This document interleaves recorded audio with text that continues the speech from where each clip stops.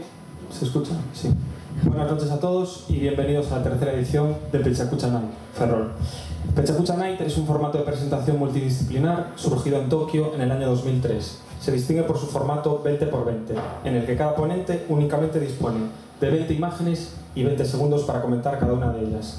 El formato Pechacucha se ha celebrado en más de 360 ciudades de todo el mundo, en la que creativos, estudiantes y empresarios de diferentes disciplinas transmiten sus ideas en un ámbito local con un alcance global. Bueno, se escucha, ¿no? Bien. Bueno, buenas noches a todos, gracias por vuestra asistencia.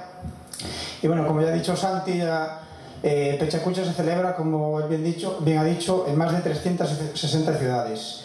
Con todo ello, podéis estar tranquilos porque nos las vamos a poner todas. Vamos a ver, lo que diferencia Pechacucha Night Ferrol, que nosotros desde aquí lo que queremos es potenciar gente que o bien es del área de Ferrolterra o si no está relacionado de alguna manera con la zona. Entonces, bueno, para comenzar la noche, nuestros primeros ponentes. Vamos a empezar con arquitectura. Efectivamente.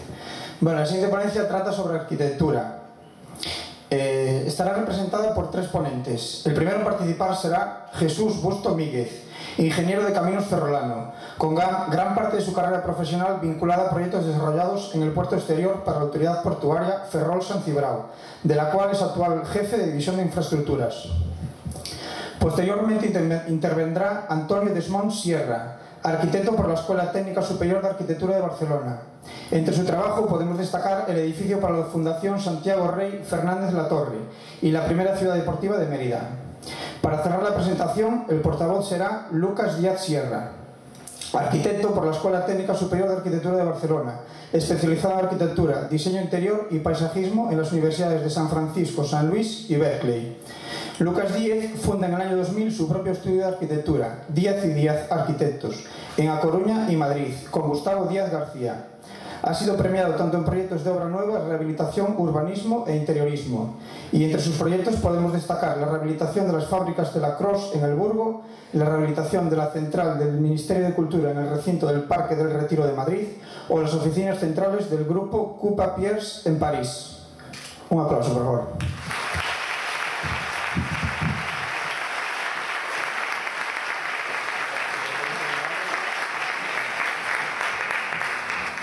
Buenas noches. En el año 2001, la autoridad portuaria inició el que se puede considerar hoy el mayor rito de su historia, la construcción del puerto exterior de Ferrol al abrigo de Cabo Prioriño en la Ensenada de Canelas.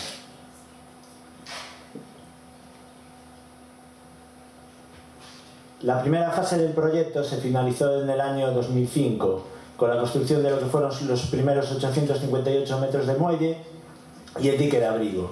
El dique de abrigo, como bien su nombre indica, no deja de ser más que la obra que se antepone al mar, precisamente para crear en el interior una dársena brigada que permita realizar las operaciones portuarias que se desarrollan en un puerto, tanto de carga como de descarga de mercancías. Y evidentemente ese dique lo que tiene que hacer es anteponerse ante la acción del viento y del mar.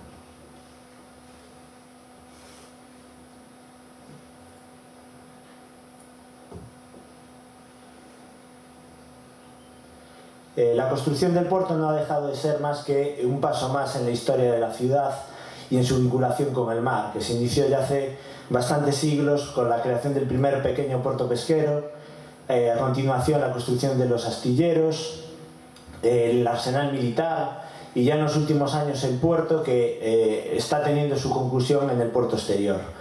Y como os decía antes, la obra finalizó en el año 2005 y una vez finalizada la obra, que en su día fue un referente dentro de lo que es la ingeniería marítima a nivel nacional, se pensó en construir un elemento que un poco fuese el elemento identificativo del puerto, ¿no? Y que un poco se constituyese en su imagen. Evidentemente ese elemento debería de estar, como os comentaba antes, en lo que es la obra característica de ingeniería, que es el dique de abrigo. Y ahí es un poco cuando entran y aparecen por la autoridad portuaria tanto Lucas como Antonio, que están hoy aquí, como el ingeniero ferrolano Alberto Martínez, con una idea. La primera idea fue la construcción de un faro que un poco fuese la guía y la luz del puerto, ¿no? Y ese faro un poco se fue transformando y adaptándose a lo que era el entorno, convirtiéndose en una pasarela y finalmente en un edificio cuya obra se inició en el año 2008.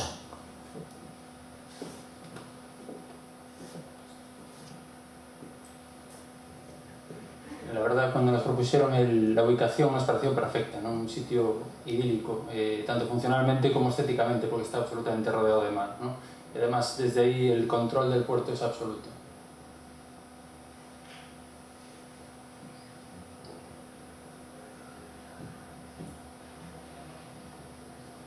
Después nos encontramos con la otra cara, ¿no? Con la agresividad del mar, pues fuertes vientos de 190 km/h, olas, la sal, que es muy agresiva y se come absolutamente cualquier material.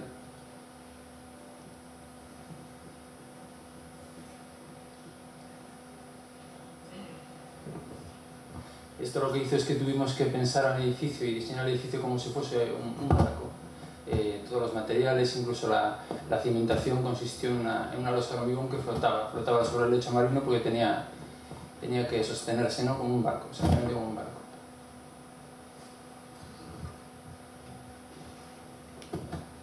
De hecho, aquí se ve un poco el proceso constructivo de la estructura, ¿no? En el que la base es una losa de hormigón y es la que utiliza como si fuese el casco de un barco, ¿no? Se sustenta sobre él.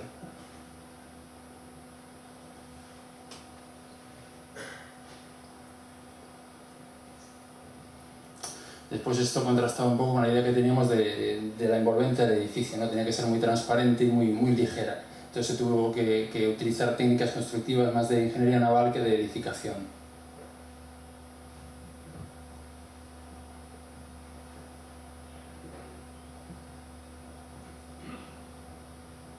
De hecho, aquí se ve una fotografía de la fachada que se trata de unas lamas metálicas en la que se tuvo que utilizar, pues eso, técnicas. Incluso la gente que colaboró estaba muy acostumbrada a trabajar incluso en barcos más que en edificios, ¿no?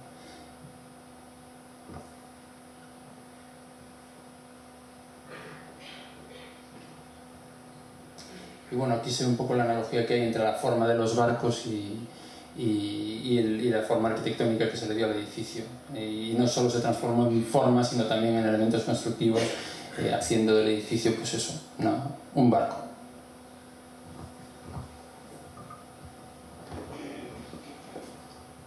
Bueno, esta es una imagen del edificio acabado, ¿no? Que cuando nos la enseñaron por primera vez nos decía Jesús, joder, la verdad que es increíble cómo al principio iba a ser esto un faro, luego una pérgola y al final los arquitectos, ¡pam!, nos enchufáis un edificio, ¿no? Es como una cosa ya sorprendente. Actualmente el edificio cumple una función vital, que es la seguridad del puerto, es el centro de control de servicios de la Autoridad Portuaria del Puerto de Ferrol. Intentamos hacer un edificio abierto a 360 grados, que dominase el mar y bueno, que dominase el tráfico visualmente, el tráfico marítimo, tanto de entrada y salida, porque es la función que tiene que desempeñar este edificio.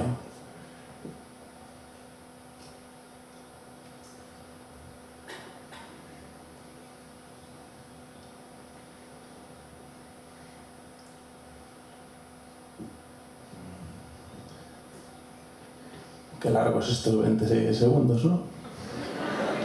Bueno, y también, estos muy cortos.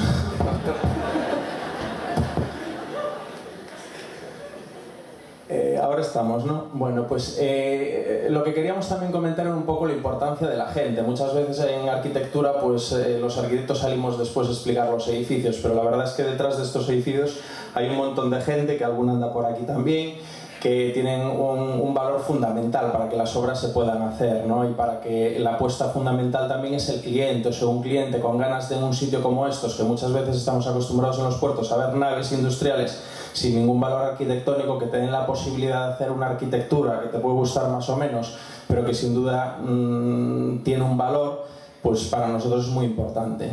Y bueno, en principio el edificio está dedicado a la memoria de Alberto, que es el ingeniero del que hablaba antes Jesús, que es un excepcional amigo y un gran profesional. Muchas gracias.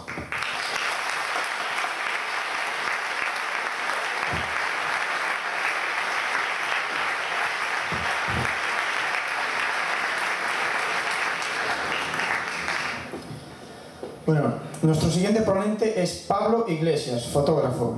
Graduado en Fotografía y Creación Digital por la Universidad Politécnica de Cataluña, además de graduado en Fotografía Artística en la Escuela Pablo Picasso en A Coruña.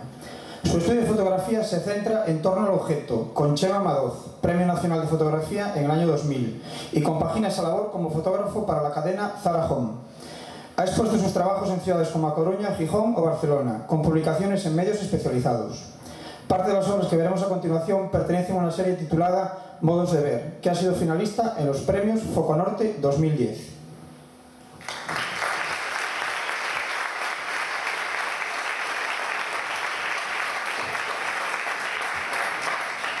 Hola, soy Pablo Iglesias, como mola decir eso, Ferrol. Vamos a ver una serie de poesía visual y como me decían ahora mismo, explicar un chiste no tiene gracia, pues explicaré más o menos los referentes, porque yo creo que las obras hablan por sí mismas, tampoco es plan explicar lo que yo quería decir, porque yo creo que es bastante obvio.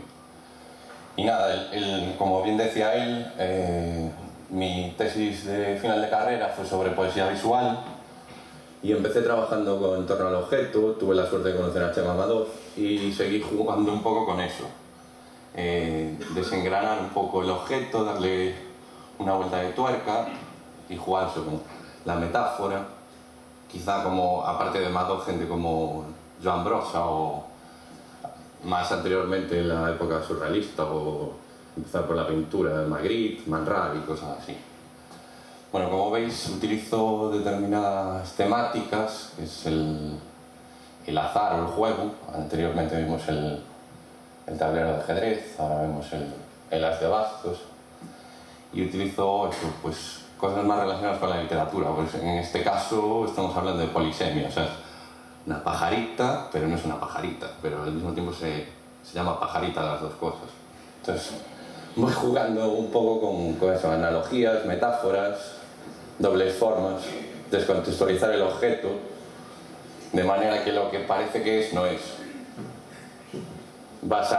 O sea, lo que haces es ir a la mínima expresión, que es, ¿qué se parece? ¿Qué símbolo representa esto? A más de uno. Entonces, lo que es el objeto real desaparece, ayudado de alguna forma o de otro concepto para crear otra nueva realidad. Y nada, pues eso. Suelo utilizar objetos, también incorporo el cuerpo de la mujer, sobre todo, ¿no? Hay algún hombre en mi obra, pero sí, sobre todo es objeto. El cuerpo puede ayudar a algún objeto o hacerse un objeto en sí, que lo veremos más adelante. Bueno, en la serie, como veis, hay el as de bastos y luego hay 3 ases de la baraja francesa. Esto es un claro homenaje a Man Ray, al violín de Man Ray, pero hecho una Les Paul, una Gibson.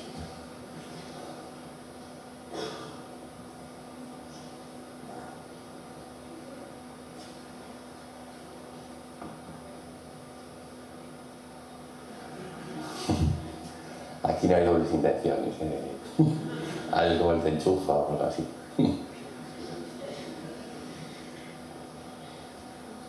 Bueno, utilizo el blanco y negro también, que no lo he comentado, porque quizá el color desvirtúe un poco, te lleve a la vista o te lleve a pensar que el color tiene cierta importancia en el significado completo. Yo creo que es como más atemporal el color, no lo ubicas en determinada época y vas más al objeto, a la forma que tiene el contexto global de la foto. En este caso, también lo que utilizo a veces, que no es muy purista, es utilizar fotografía unida a algún dibujo hecho digitalmente, que eso, por ejemplo, Madoz no lo utiliza, el tema de conjugar las dos cosas.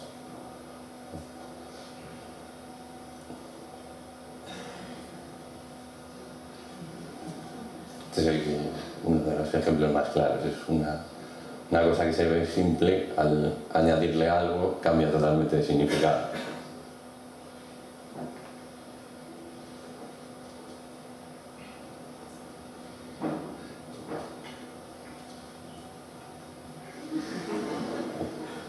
el hombre que hablaba antes. Es un poco bizarra, pero bueno.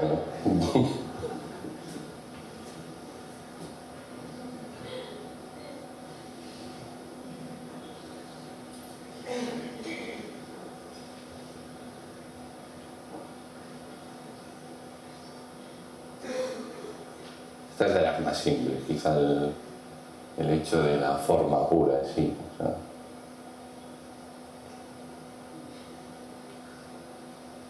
bueno, a nivel de retoque digital casi no hay. Intento, bueno, en este caso es la conjunción de varias fotos, pero no es digitalmente. Dejé el supermercado sin existencias de huevos, como podéis comprobar, porque para conseguir esto, la sartén y los huevos. Otra foto en la que introduzco una pequeña ilustración también. Y no aporta nada de significado de la historia del tiempo de Stephen Hawking, porque me lo han preguntado una vez, el libro que se ve al fondo. Puede ser este libro como otro.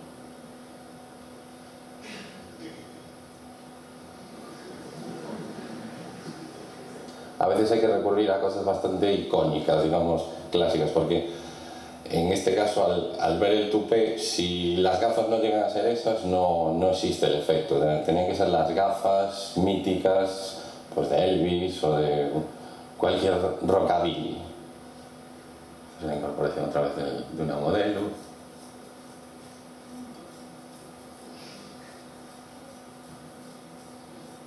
Pues eso, digamos, la persona que se convierte en una especie de objeto para conseguir la forma y no al revés. Pues es más difícil hacerlo. El objeto no se mueve, es más manipulable, tiene más formas. Las personas es más difícil.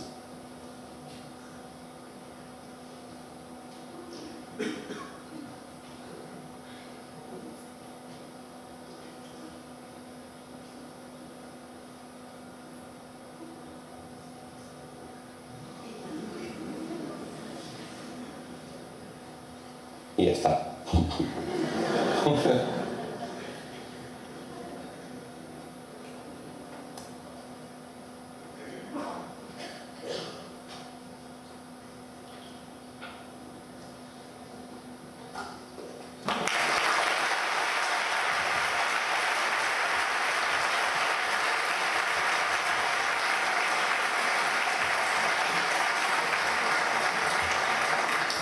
Bueno, ahora vamos a hacer un cambio de tercio y empezará Ángel Fernández con su ponencia. Ángel Fernández es licenciado en Ciencias del Mar y doctorado en Oceanografía Física por la Universidad de Vigo, además de máster en Meteorología y Climatología por el Instituto Nacional de Meteorología. Ha trabajado como técnico geofísico para el Ministerio del Medio Ambiente en proyectos de regeneración de costas en el Mediterráneo, como técnico económico y ambiental en los vertidos de petróleo del Prestige y en la actualidad es encargado del Departamento de Hidrografía dentro de las obras del Puerto Exterior de A Coruña, ejerciendo funciones de control geométrico de la obra bajo el agua y supervisando las labores de regeneración de las playas de Riazor y el Orzán, además de los emisarios submarinos de las plantas depuradoras de A Coruña y Ferrol. Un fuerte aplauso.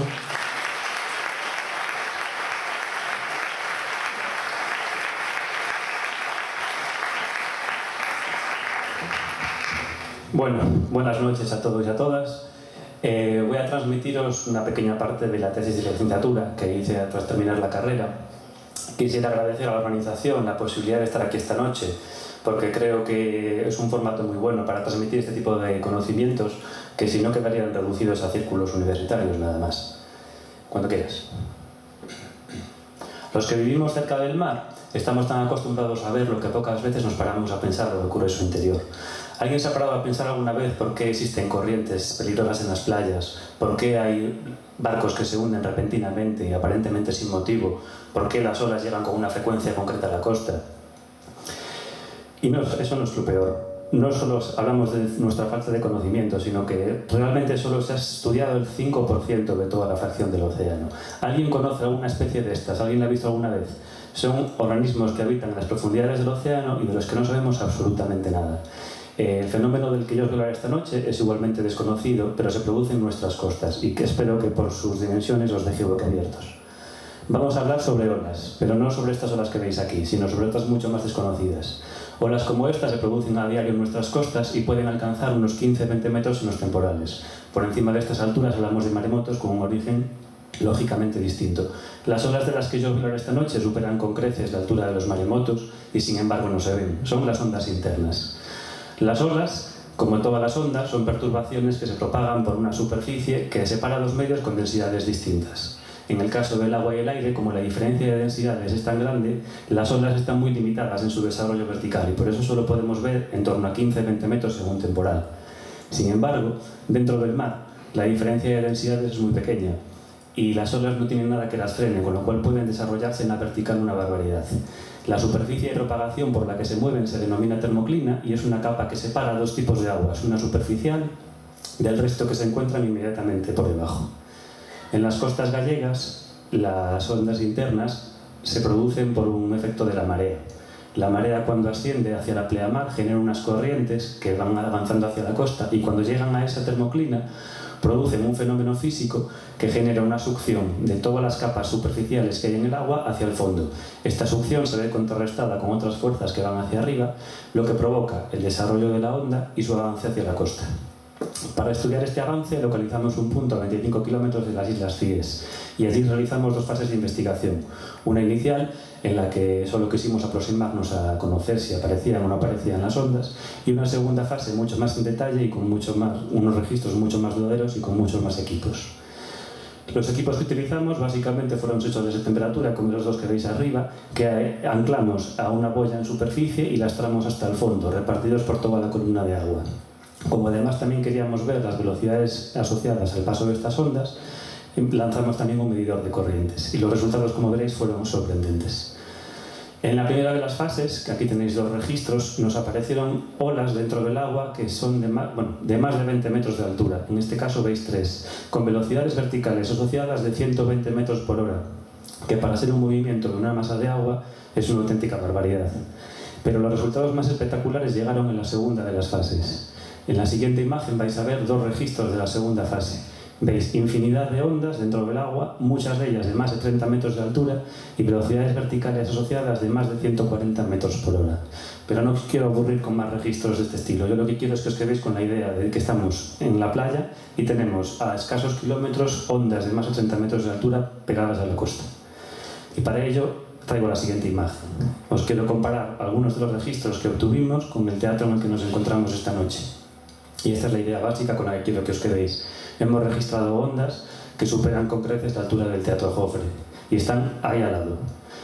Y no solo eso, nuestros vecinos portugueses han registrado ondas incluso de más de 45 metros, pegadas a la costa.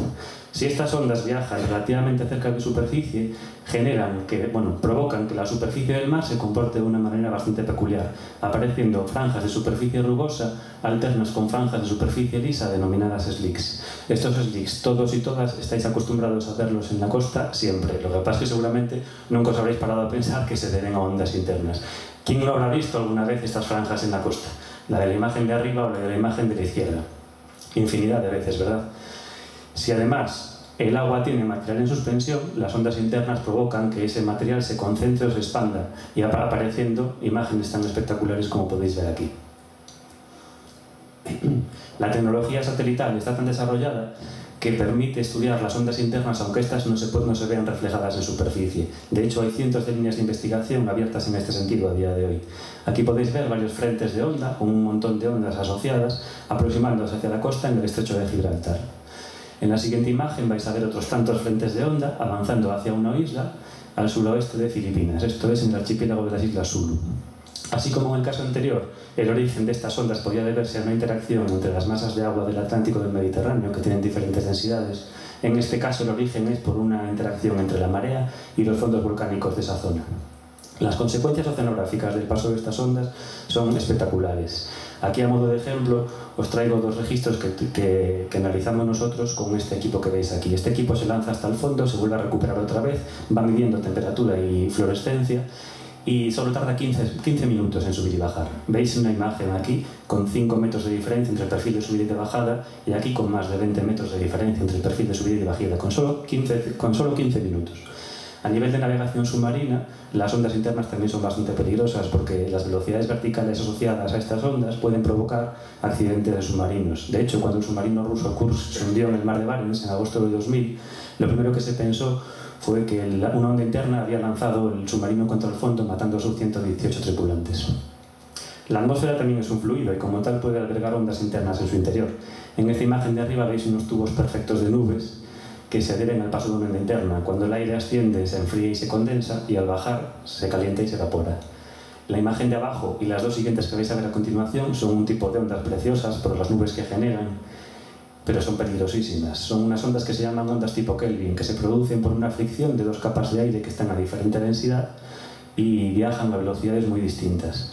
Las fotos son espectaculares, pero para los aviones son un auténtico peligro porque les pueden hacer caer en picado más de 50 o 60 metros. Y nada más, en esta imagen me despido con otra imagen general del mar como la primera. Solo espero que esta pequeña charla, pero intensa, os haya servido para conocer algo más del mar y para ver que ahí al lado de nuestras costas ahí tenemos unos fenómenos de olas espectaculares. Una vez más, la naturaleza, y en este caso concreto el mar, nunca dejará de sorprendernos. Gracias y buenas noches.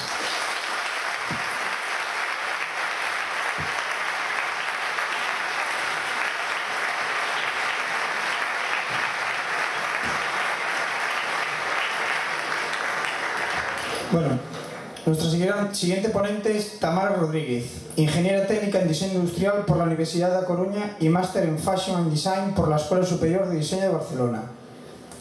Ha trabajado como personal investigador de la Universitat degli Studi de Florencia, participando en proyectos de investigación científica en el ámbito de diseño y salud. Actualmente es responsable del Departamento de Diseño I+D+I en Vidrio Norte, además de ser responsable técnico del proyecto de I+D Mobiliario Inteligente con Integración de Nuevas Tecnologías, financiado por el Centro para el Desarrollo Tecnológico Industrial. Un aplauso.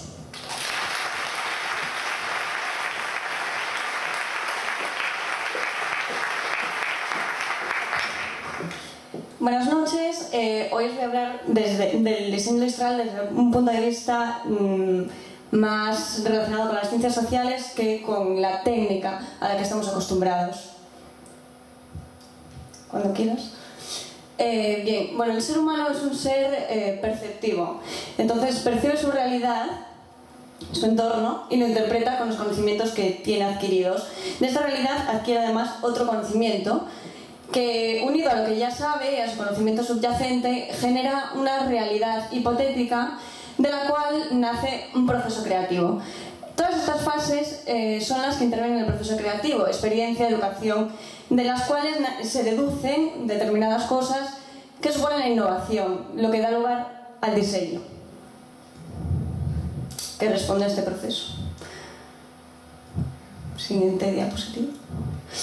Bien, ahora quería hablaros de unos ejemplos que tratan de esta experiencia a lo largo de la historia y cómo en la actualidad vemos ejemplos claros que conocemos todos que responden a estos procesos creativos y de experiencia. Por ejemplo, en Grecia las túnicas servían como elemento contenedor para llevar objetos, así como los turbantes. De aquí nace el concepto que conocemos todos como bolso, en sus diferentes formas.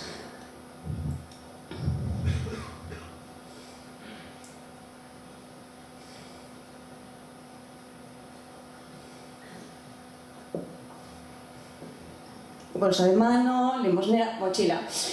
La mochila, primero utilizada como macuto militar, después utilizada por los montañeros porque necesitaban tener las manos libres para poder escalar, ahora popularizada en el ámbito del deporte.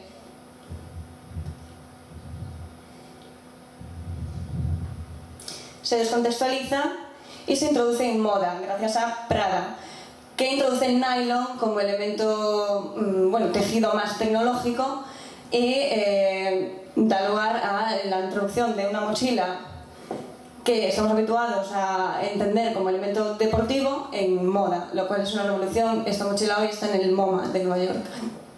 Tenemos aquí a Coco Chanel, que a partir de una frase tan obvia como simple, después de perder sus bolsos de mano, introduce una correa y los convierte en bolsos bandolera.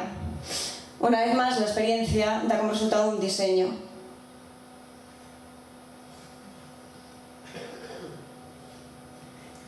Louis Vuitton es otro ejemplo. Diseña maletas pensadas para los medios de transporte durante la Segunda Guerra Mundial, que pueden ser apilables, por esto tienen esta forma cuadrada, ¿no? Además están divididos en departamentos para clasificar pues lo que va dentro del contenedor. Utilizaba el tejido de canvas, que es impermeable y muy resistente, y para que no se lo copiaran introduce su logotipo, primero intentando protegerse de las falsificaciones, y hoy en día es conocido como elemento diferenciador de la marca y de su producto.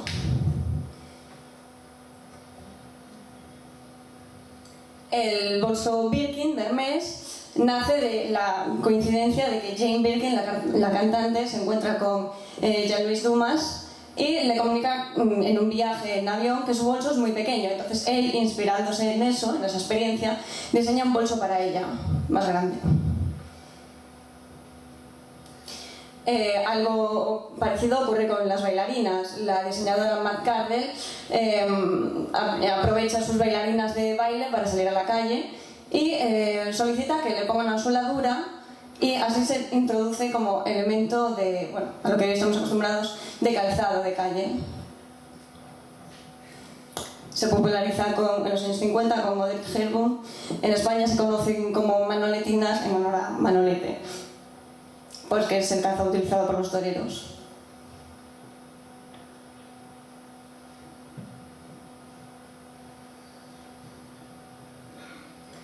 El tacón nace en las cortes francesas con la nobleza. Luis XIV era muy bajito, medía unos 60 y se ponía tacones. El color rojo significa estatus, poder. Hoy en día el color rojo también en los zapatos del Papa significa poder. Las botas cowboy, su cuero duro tiene un enrozonamiento. Son así, están diseñadas de esta manera porque los vaqueros se podían defender de los cactus, de las picaduras de serpiente, y el tacón inclinado es para evitar que resbalen de su estribo al bajar del caballo. Las Dr. Martens, popularizadas en sectores punkies en los años 80, son diseñadas por un doctor que introduce la cámara de aire en la suela de goma para evitar el golpe al caminar. Otra vez más la experiencia como proceso creativo. Tod's introduce, inspirándose en los zapatos antideslizantes de los pilotos de carrera, los tacos en sus mocasines.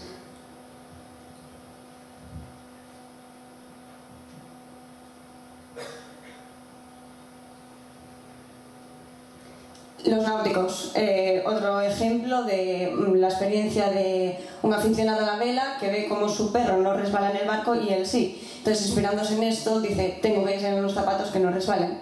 Y aquí está. Las zapatillas deportivas.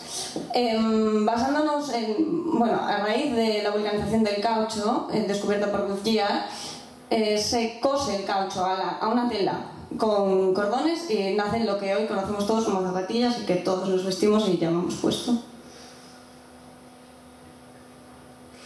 Zapatillas Nike, nacidas de pegar una suela de goma cortada con una máquina de hacer barquillos a esa lona con cordones.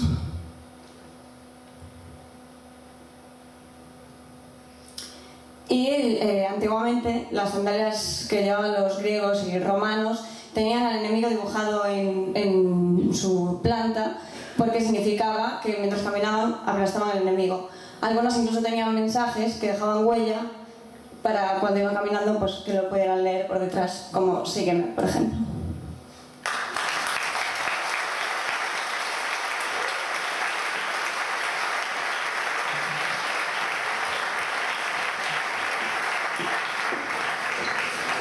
Bueno, continuamos. con Enrique Lista Romeu. Enrique Lista estudió Bellas Artes en Pontevedra y Gráfica Publicitaria en la Escuela de Artes Pablo Picasso da Coruña. Ha realizado varios trabajos profesionales en los campos de la formación, la fotografía profesional, el diseño gráfico y como artista plástico. Ha expuesto en espacios como el Museo Marco y la Galería Ad Hoc de Vigo, en el CECAC de Santiago de Compostela, el Centro Torrenta Ballester en Ferrol, la Sala Alterarte de Ourense o el Centre Cívic de San Andreu en Barcelona. Enrique Lista.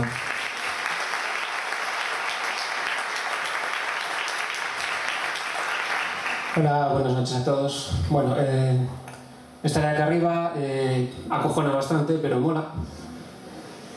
Y es esta cosa que se puede decir que es un éxito, ¿no? Pero todos sabemos que el éxito es bastante relativo, ¿no? A ver, yo no me he quedado en la vida con lo que vais a ver. Nunca lo he hecho, es posible que nunca lo haga. Y la mayor parte de la gente de mi generación, y la que no lo es también, tampoco lo hace.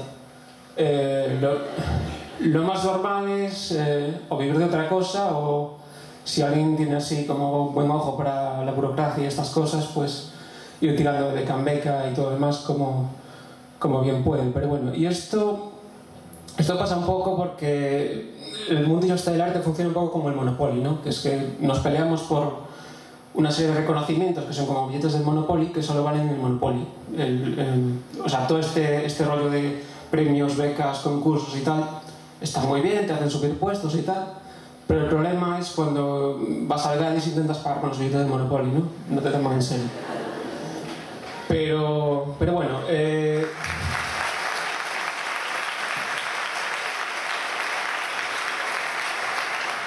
a ver, creo que por donde van los tiros queda ya más o menos claro, pero bueno, ahora con las imágenes acabéis de darlo. Dale ahí cuando queráis. A ver,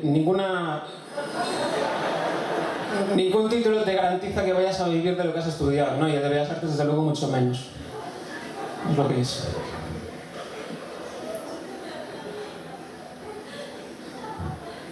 Vale, esto es un homenaje al lugar que nos acoge y tal. Un anuncio de los de ganarse, de buscarse la vida como uno puede, y donde ofrezco lo poco que puedo ofrecer, ¿no? El mail y el teléfono eran de verdad, pero me llamó solo un periodista, o sea que no cuenta. Bueno, este es otro del mismo rollo, este es en Coruña, la Fuente de los Surfistas, y nada, pues ofreciendo un poco más de lo mismo.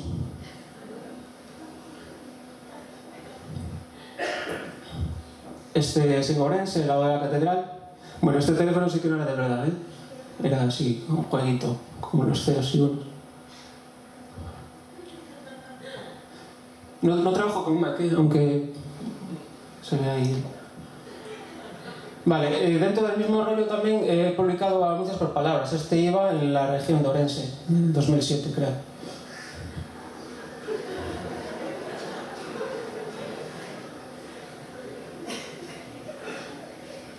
A ver, este se publicó en la Voz de Galicia de Coruña y me dio problemas porque la gente se lo tomó en serio y empezó a llamar. Y luego fue cuando me llamaron a mí para, en plan, ¿cómo hace usted estos chistes con estas cosas tan serias? Y claro, porque son serias creo que es porque lo que hay que hacer los chistes. Ahí es cuando hay señal de que has tocado algo. Tal. Bueno, esto es lo que presenté al certamen del Auditorio de Galicia de este año pasado. Era un contrato en el que a cambio de uno de los premios, no decía cuál, que me dieran uno de los premios y yo les hacía de guía de exposiciones, es decir, hacía un trabajo. Y les iba a salir a cuenta porque eran muchos meses de exposición, pero al final me seleccionaron, pero no hubo curro. Este es otro contrato que daba comienzo a un proyecto que hice para el Museo Marco de Vigo, que consistía en enviarles por mail todos los días durante un año un proyecto artístico que solo era texto, ¿no? Pero era como solo la idea, pero todos los días durante un año. Costó, pero bueno, se consiguió al final. Esto es cómo estaba el espacio antes de colocar los proyectos. Y la siguiente es con los proyectos colocados. Y algo importante es que la expo, mientras estaba abierta la exposición, yo seguía mandando proyectos. Quiero decir, el año se cumplía después de acabar la exposición. Pensé que no me los querían poner así para putear y tal. Bueno, lo he dicho, proyecto diario. Esto solamente era la mitad, realmente era una sala y estaban en las dos paredes, ¿no? Con la disposición de un almanaque más o menos para enterarse. Los de arriba salían, yo por lo menos que estoy así medio tal, pues lo seguía mal. Bueno, esta es una acción, no forma parte del mismo proyecto, pero aquellos proyectos eran ideas bastante absurdas y tal, y esto es para que os deis una idea de por dónde iban los tiros, ¿no? Y esto es un dossier en el que, un dossier de obra que me hizo CEGAC y todo demás, y lo usé para algo útil, ¿no? Y esto es una rotonda que se estaba construyendo ahí cerca de casa de mis padres, y la aproveché para hacer una acción conmemorativa al día de mi cumpleaños. Me hice una escultura de rotonda, ¿no?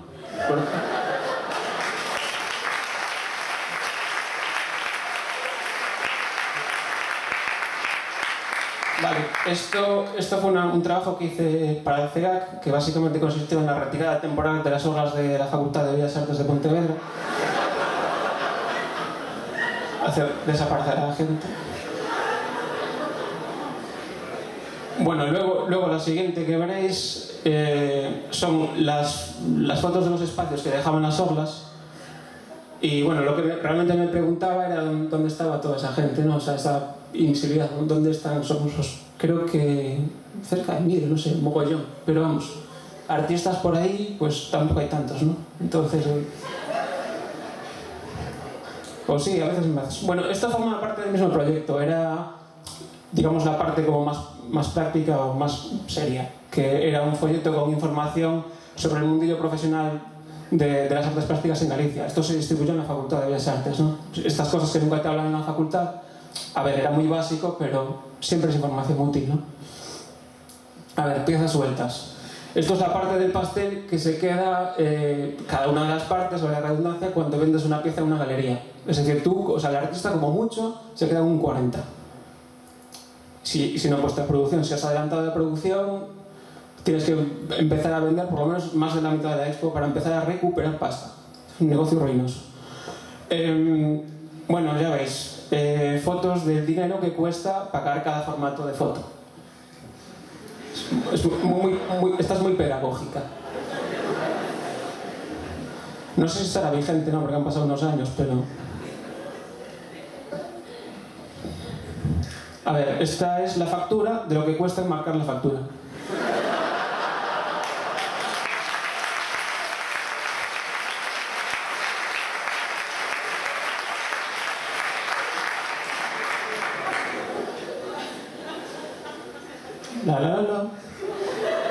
Vale, aquí lo que hice fue medir cuánta tinta podía comprar con 1 euro y escribí la frase, lo que puedo escribir con 1 euro de tinta hasta que se me acabó la tinta.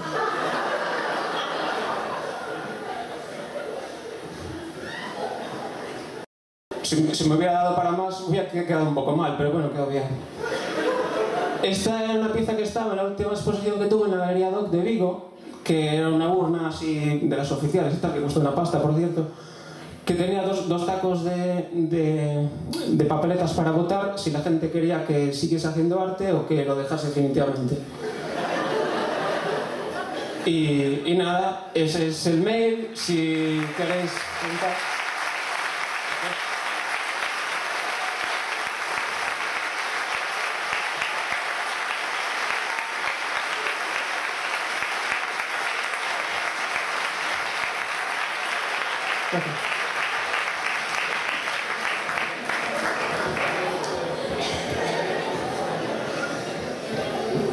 Bueno, nuestro siguiente ponente es Daniel García, ilusionista.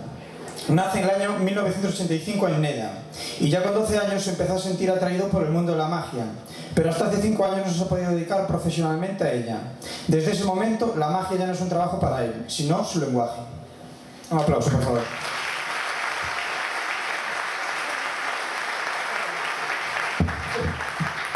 Sí? Dámoslle. Primeiro, imaginade que coño un pano e o poño na man. Bueno, non imaginedes. É a idea do meu traballo. Non é só algo coas palabras, senón algo xeral. Vou explicar mellor. Coa seguinte. Este son eu. Ou funo, cando era pequeno. A ver, a pouco. Si, algún día crecerei. Cando, bueno, a esta idade gustábame xogar cos meus propios xoguetes e tiña unha ilusión, que era que cando fora grande sería inventor. Ainda crecerei, como digo. Eles, bueno, mellor alguén que os coñece, son unha parella, ou xa non son, pero bueno, de ilusionistas de aquí, de Ferrol. Son con quen eu aprendín a facer maxia, con quen eu aprendín moito do que sei hoxe. Son Lor e Juli, son, bueno, como dicilo, os meus pais nesto da maxia, que me ensinaron de todo na maxia. Ensinaronme sobre todo esta maxia clásica, isto que podemos ver así na arte, esta maxia da habilidade, da prestidigitación, que hei vos dicir que non é tan difícil, simplemente laboriosa, pero non difícil de facer. Despois de conocer a Lor, de facer moita maxia con el, vin que o importante para facer maxia, para facer unha boa maxia, era a formación. A formación, sí, aquí a teño. A formación, pero non só aprender maxia, porque a maxia é un pouquiño dun espectáculo. O importante cando facía maxia era aprender todo o que hai, a diversificación, aprender que eu estou facendo maxia aquí, pero vos estades vendome aí, que teño que saber comunicar, que teño que ter o espacio organizado, teño moitas cousas que ter na cabeza cando preparo un espectáculo. Por iso, seguín adiante, seguín traballando e entrei, bueno, primeiro entrei en contacto con eles, coa Asociación Coruñesa de Ilusionismo, onde ainda aprendín máis maxia. Maxia, pero xa non a clásica, agora xa tiven aí uns anos nos que puiden ver que a maxia, a maxia pois é moito máis. Aparte desa habilidade, hai xogos coa mente, hai xogos do máis variado. Bueno, chegou este momento, no momento no que aprendín que esa formación ten que pasar por algo a maiores, deixar a maxia e aprender de outras artes, aprendindo do teatro, aprendindo cine, aprendendo da danza. Intentei buscar información en todos os lados porque todo eso fai que un espectáculo seña rico, que esta linguaxe creza. E chegou este momento. É un momento no que empecé a traballar con un compañero co que sigo traballando ahora, montamos unha compañía, chamase, montamos un espectáculo, Simbiosis, e foi o momento crítico, dicir, vale, aquí hai que cambiar, aquí hai que facer algo distinto, chegan os retos, chegan as cousas novas, e aprendo que na maxia, aparte de todo aquilo que aprendía, tamén teño que empezar a saber un pouco, pois, de electrónica, porque para facer un xogo de maxia non me lo vou revelar, pero si eu teño que saber facer cousas distintas, apoiarme na electrónica, na carpintería, en cousas moi variadas. Sobre todo teño que ter en conta iso, que sodes vos, teño que ter en conta o público. Sen o público non podo facer maxia, non é máis que un mero ensaio. Entón, sodes a parte sodes a parte máis importante do espectáculo. Vou vos explicar o que falo.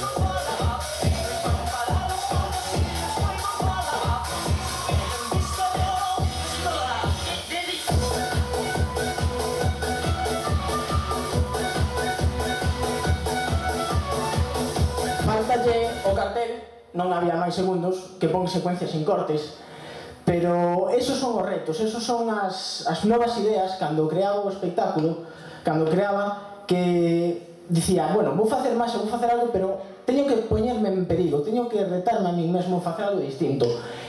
Para facer iso, teño que tamén sacar a miña personalidade, a miña e as dos meus compañeiros. Non podo facer máis co que xa está, teño que facer un espectáculo diferente. Entón, chega o momento no que descubro que tal vez a maxia que eu fago ten que ser moito máis personal, teño que ser eu quen faga ese aparato, ou alguén que coñeza, quen construa un aparato original, un aparello de maxia único que ninguén faga. Ese momento chegou dous os frutos, tanto que na actualidade os aparellos fagos tanto para min como para terceiros. Este é un exemplo dunha maxia que non fixen para min, unha maxia que fixen hai uns 5 ou 6 meses, e unha encarga da Escola de Teatro de Narón para un espectáculo, e algo que enche aún moito, non? Porque dalle valor ao seu traballo. Pero o valor tamén chega cando podes traballar con xente ao teu redor, cando, como neste caso, podes crear un espectáculo no que non son eu o que pensa, senón somos varios e hai moitas ideas as que veñen e dinche como facer, como non facer e que non facer. Hasta agora, neste momento descubrín que a maxia é moito máis que un espectáculo. A maxia é algo que me sirve para aprender eu pero os demais. Neste momento estamos desarrollando con un equipo guías de formación didáctica na que descubrimos que a xente nova, rapaces, con ilusións ópticas, con papiroflexia, con moitas cousas poden aprender. Poden incluso aprender como se fai a maxia. Isto é un exemplo de xogos nos que en talleres que facemos explicamos como facelo, porque o desenrolo que ten pra xente a maxia, aparte de ser un desenrolo mental, tamén sirve para cambiar a habilidade de un. Todo isto dígolo porque para facer esta maxia o que máis fai falta, o que uso todos os días, é moita, pero moita ilusión desa, ilusión desta.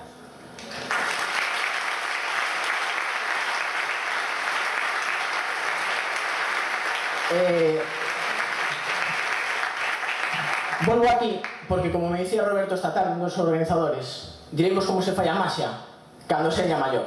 Eu ainda estou aí, sinto.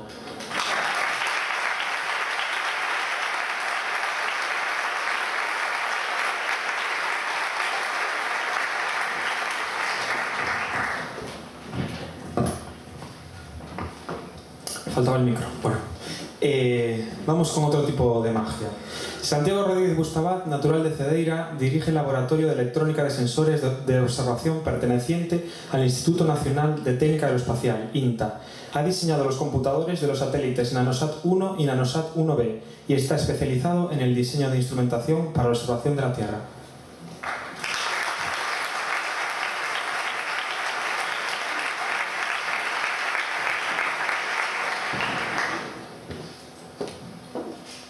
Gracias. Bueno, buenas noches. Cuando quieras empezamos. Voy a presentar el INTA. El INTA es el Instituto Nacional de Técnica Aeroespacial y está adscrito al Ministerio de Defensa. Es un instituto, un organismo de investigación pública de investigación y con un marcado carácter multidisciplinar.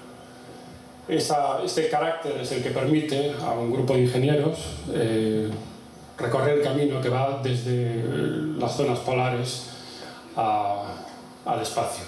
Esta es una imagen del INTA. El INTA está prohibido hacer fotografías, pero esta lo hemos hecho. Este es donde se ubica nuestro laboratorio, que fue creado en el año 92, coincidiendo con el boom del agujero de la capa de ozono.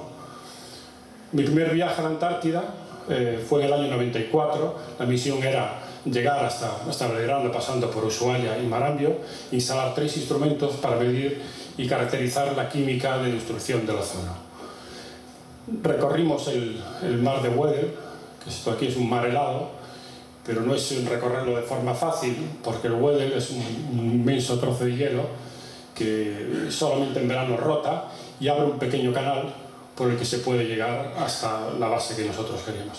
Esto tiene un peligro, y es que con vientos, por ejemplo vientos del sur, se puede cerrar, te puedes quedar atrapado. Nosotros estuvimos 15 días por aquí y era auténticamente desesperante. Este es el rompehielos en el que viajamos, es el viaje más aburrido que he hecho en mi vida. Son 3 meses metidos aquí, dejé de fumar, no he vuelto a fumar nunca más. Era algo desesperante. A partir del segundo mes, siempre era de día, ya te encontrabas a la gente a las 5 de la mañana, ya no sabías qué hacer. Sin embargo, valió la pena. Llegamos a Belgrano 2, es una base que está montada sobre un nunatak. Un nunatak significa en esquimal afloramiento rocoso, y lo hicieron muy bien porque en Belgrano 1 lo montamos sobre el hielo y salió flotando gracias al cambio climático. Los argentinos son muy dados a las banderas y han puesto la nuestra ahí, pero eso es una base argentina. Aparte del aburrimiento, a veces puedes ver cosas como estas. Es un triple sol, que no se ve allí en el otro extremo. Cuando el cielo está muy frío, el aire está muy frío y el cielo está bastante despejado, digamos, las partículas de hielo hacen que se refleje el sol hasta en tres direcciones. Este es el último día, nunca mejor dicho, es decir, aquí empieza la noche polar. es el día 27 de abril, la gente se queda, recoge los instrumentos y a pasar el año como puedan, normalmente haciendo tareas de mantenimiento o disfrutando de cosas como esta, que es una aurora austral preciosa. Para nosotros la cosa es mucho más complicada, dejamos allí los instrumentos, pero solamente una vez al año se puede llegar a la base. El problema, cuando llegamos, cuando nos traen los datos, muchas veces están corrompidos o se ha ido de hora el instrumento, no sirven. Entonces el INTA decidió, con buen criterio, hacer un satélite de comunicaciones. Y pasamos de ahí directamente al desarrollo de satélites de mensajería. Satélites que pasan por encima de zonas remotas, son capaces de recoger datos, son capaces de enviar información y de volcarlos en un centro de control. De este satélite hicimos el computador, nuestro laboratorio, y es un poco más de lo mismo, sin embargo, con otros problemas, ¿no? Problemas de fiabilidad, problemas de duración, problemas de que cuesta una pasta, que si metes la pata te has caído con todo el equipo, y también problemas de diseño. Un computador de satélite es muchísimo más simple que una PSP, por ejemplo, pero tiene que soportar condiciones de radiación, condiciones de alto vacío, de ingravidez, de choque, de vibración durante los lanzamientos. Ahí está la dificultad a la hora de desarrollar sistemas espaciales. No puedes utilizar cualquier cosa. Digamos, si esto es una escala del nivel de madurez de la tecnología, tenemos que trabajar aquí. Es decir, sistemas que estén ya suficientemente probados, ensayados o incluso que hayan sido volados con anterioridad. Este fue nuestro NanoSat. Cumple ahora 6 años en órbita, lo habíamos lanzado para 3, luego tiene todas las luces de ser un basura espacial dentro de poco, y lo lanzamos desde Kourou, en la Guayana francesa. Fue un éxito que trascendió fronteras, porque nos ofrecieron hacer muchísimos más satélites, siempre pagando el INTA, claro. Con lo cual, la verdad que no hicimos mucho más. Sin embargo, la Agencia Espacial Europea sí que confía en nosotros. Intentamos sustituir toda esta maraña de cables, que son un impedimento, y trabajamos en esta cápsula. Es una cápsula fotón rusa. Antes metían un ruso aquí, en el año 60, lo mandaban 12 días arriba y le bajaban normalmente prácticamente vivo, ¿no? Ahora lo opera la ESA, y lo que mete son instrumentación con miles de cables que quieren que sustituyamos por comunicaciones ópticas. Espero que no sea para meter un ruso y que podamos ir adelante. NanoSat 1B, 4 años después, había un fallo en las comunicaciones y pusieron esta antena con mucha más ganancia, que ya la podían haber puesto antes, y nos ahorrábamos un satélite. Esto es Optos, la transparencia tiene que estar dando vueltas. Es nuestro proyecto actual, tenemos 2. Son picosatélites, un picosatélite de 3 kilos nada más, donde todas las comunicaciones dentro de datos son por infrarrojos. Es algo parecido al láser, que rebota y que transmite información. La modulamos y somos capaces de evitar todos los cables. Este es el interior de Optos, 30 centímetros por 10 centímetros, lleno de unidades, tiene tantas unidades como NanoSat, y se comunica con estos 2 módulos. Cada unidad tiene un modulito y es capaz de emitir información y de recibirla de forma totalmente óptica. Y esto es mi orgullo, es decir, he diseñado el computador del primer satélite gallego con la Universidad de Vigo, y la verdad que estoy muy contento porque es trabajar con gente muy joven, gente con muchas ganas, y sobre todo son estudiantes. Espero que algún día a lo mejor hacemos el Ferrol Terrasat y ya rizamos el riza. Y esto es para que veáis lo que es todavía el sistema solar. Esta mierdina somos nosotros y nos queda todo esto. Pienso que el futuro, desde luego, pasa por el espacio, desde el punto de vista técnico, tecnológico y también económico. Muchas gracias.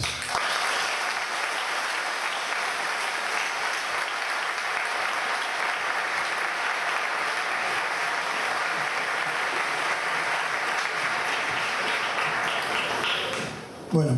A continuación tenemos a Bebel Consultores, una empresa dedicada a la creatividad desde el ámbito de la formación. Desde sus talleres de creatividad se contribuye a desarrollar las actitudes individuales del alumno a través de desafíos prácticos y ejercicios de taller de tipo plástico.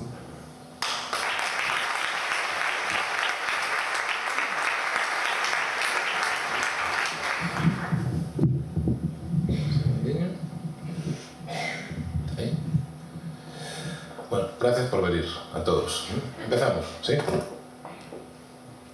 Bueno, yo soy Jorge Couceiro, trabajo para Bebel Consultores y lo que hacemos es dar cursos de técnicas de creatividad a gente como vosotros. A veces nos vienen profesionales interesados en reciclarse, a veces nos vienen personas que simplemente tienen una cierta voluntad creativa y quieren mejorar, y a veces nos llevamos sorpresas, vienen verdaderos genios creativos que estaban escondidos en sus casas, un día salen, vamos a decir, del armario y llegan a nuestros cursos y eclosionan, ¿no? Como una crisálida. Lo que yo vengo a traer hoy aquí es un poco diferente del resto.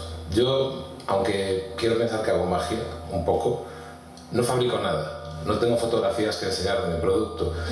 Lo que vendo es creatividad, y la creatividad puede ser tan simple como convertir pues una langosta en un teléfono, o un teléfono en una langosta, o un teléfono móvil para animales que comen langostas. Cualquier variable que podamos aplicar a la vida común, a lo cotidiano, es creatividad, ¿vale? En nuestros cursos tratamos de convertir lo cotidiano en algo un poco diferente. Aquí todos estáis viendo, ¿verdad?, una colección de pinzas de colores, ¿no? Realmente no. Evidentemente es un trapo, es el patio de mi casa, es una foto que he hecho antes de ayer, desde la ventana, esperando encontrar algo de diferencia sobre la ropa tendida que todos tenemos en casa. Un poco lo que fabricamos es eso. Lo que hacemos es conseguir de alguna manera que la gente salga de nuestros cursos buscando la diferencia, la variedad en lo cotidiano, en lo normal, ¿no? El cerebro a la hora de crear funciona de una manera muy simple, de una única manera. No aprovechamos la gran mayoría de nuestra capacidad cerebral y nos habituamos a rutinas de pensamiento y de creatividad que contemplan normalmente una única vía, pero existen muchas otras. Y lo que nosotros tratamos de potenciar es el uso de esas otras vías alternativas, ¿no? Dejar de pensar de la manera corriente y dar un pequeño giro hacia un lado, hacia el otro, tratando de llevar a la gente por nuevos caminos y enseñarles la posibilidad de que pueden hacerlo solos también. Esto es una imagen, voy a poner un par de ellas, de los talleres que organizamos. Son talleres donde lo que se hace físicamente es trabajar lo que podríamos llamar manualidades, pero no son manualidades. Trabajamos con materiales tipo plastilina, colores, pintura, rotuladores, etc.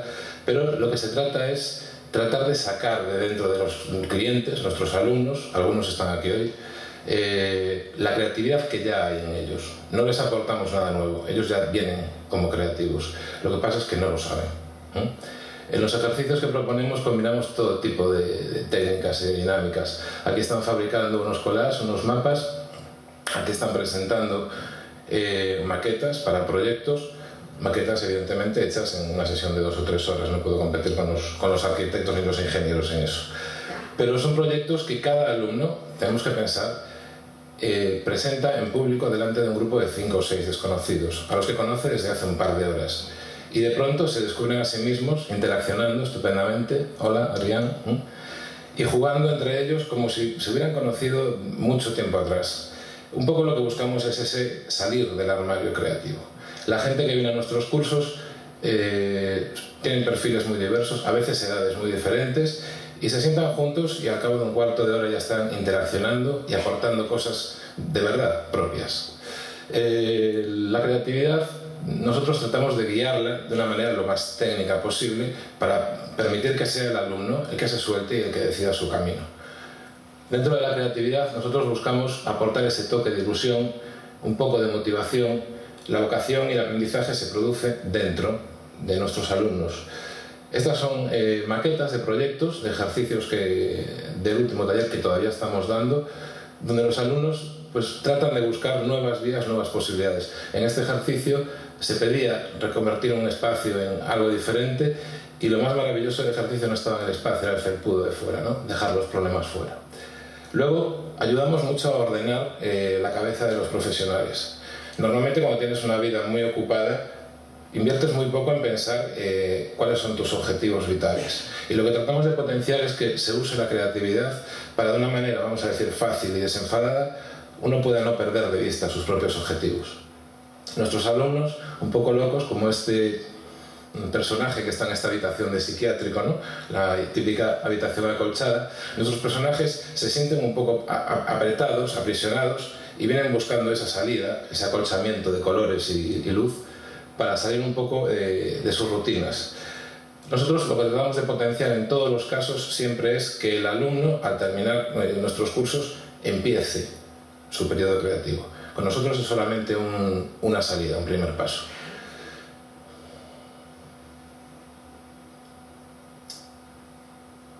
Bueno, son ejercicios, vuelvo a insistir, maravillosos, que de verdad te quedas pasmado. De pronto una persona que llega y dice: mira, yo trabajo en una oficina y no soy nada creativo, pero me han obligado a venir mis amigas porque dicen que tengo que salir de casa y tengo que participar y tengo que involucrarme y tal, y de pronto descubrimos a una neodiseñadora, de pronto, que lo que pide es que hacer las cosas que le gustan de verdad.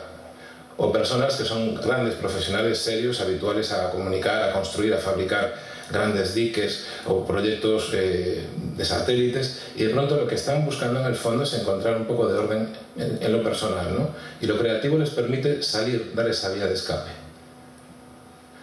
Bueno, esto es parte del trabajo de una alumna. Fijaos, pone historia, profesión, arte. Yo soy una de esas personas que estaban en las orlas que mi amigo y compañero Quique retiró de las paredes de la facultad, y para mí la docencia, la creatividad es un deber, realmente.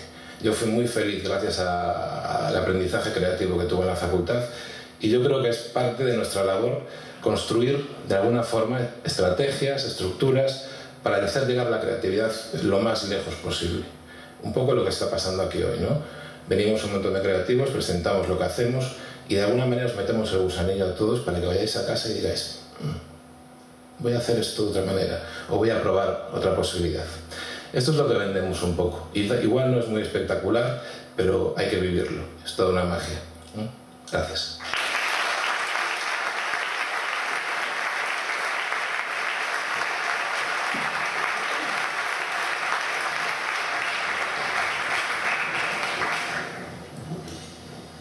Dick & Paul surge en 2008 como marca dedicada a la venta y fabricación de zapatería y complementos. Sus dos creadores, Diego Dorrego, diplomado en empresariales, y Pablo Castro, arquitecto, han puesto en común su formación para crear este proyecto creativo.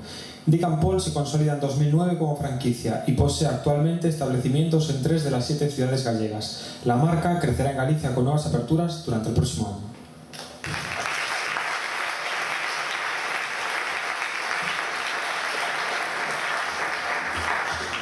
Bueno, en primer lugar, pues agradecer un poco también aquí a Santi, ¿no?, por haber organizado este certamen, ¿no?, y también a nuestros patrocinadores del certamen, al Ayuntamiento de Ferrol, por traer eventos culturales como este, ¿no?, este teatro, que llenan un poquito de vida a esta ciudad, ¿no? Comenzamos cuando queráis. Bueno, partimos un poco con esta diapositiva, jugando un poco a lo de who is who o quién es quién, ¿no? Y bueno, hablamos un poco de él es Dick y yo Paul, vale, y yo represento la parte de lo que es creativa y artística y también de marketing de la empresa. Como bien dijo él, yo soy Diego y me dedico un poco a la labor más de logística y de tal. Esta es nuestra marca.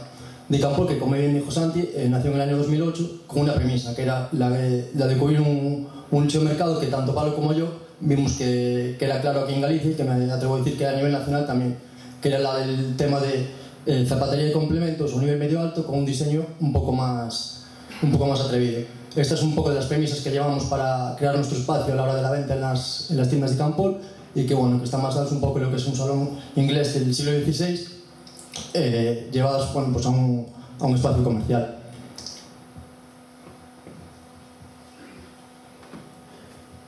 Bueno, aquí podéis ver en la imagen de nuestra primera tienda o tienda piloto, ¿no?, que surge, como bien dijeron mis compañeros antes, en 2008, en el centro comercial de Cuatro Caminos, en La Coruña.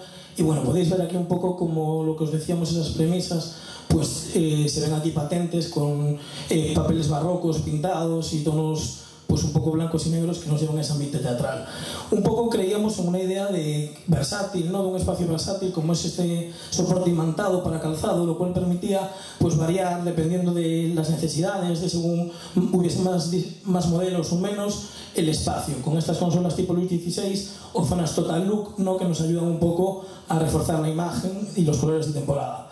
Bueno, en esta imagen podemos ver lo que es el panel del departamento Men, bueno, que se puede ver ahí con esa chimenea y ese ambiente un poco más varonil.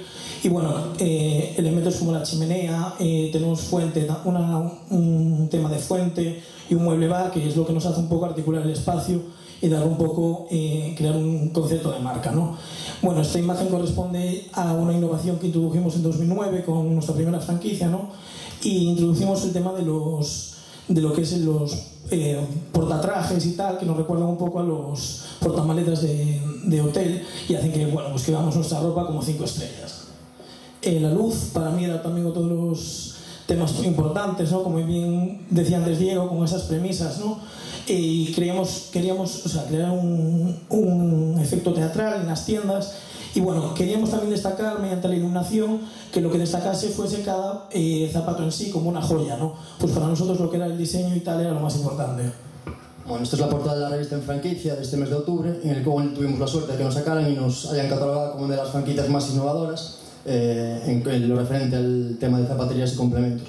En ella aparece un poco la evolución de nuestros resultados, que bueno, refleja un poco un crecimiento de un 200% con respecto al primer año, y bueno, la consolidación con la negociación en la que estamos en cuatro nuevas sedes. Esta, bueno, es una imagen quizás la más emotiva para nosotros, que es de la tienda de Ferrol, que es un poco pues lo que nos ha impulsado un poco más al sueño, el comprobar que hay gente que apuesta por nosotros, que cree en nuestro proyecto, y pasar de ser un proyecto de valor mío personal a ser quizás un proyecto más global.